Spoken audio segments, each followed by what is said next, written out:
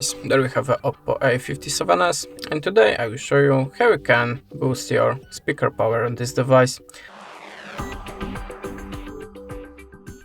So in the first step you have to open the settings and now go to the sound and vibration.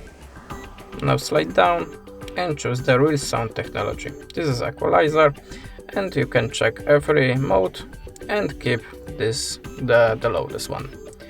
Okay, this is the first way, but the other way is downloading an app from the Google Store. I choose that one. I will show you it in the Play Store. I choose that one, so open it. No thanks, no thanks, no thanks. And close window. Now click OK. And how you can see, now by this little slider you can increase and decrease the volume boost power. And that's it. Thanks for watching, leave us a subscribe, and goodbye.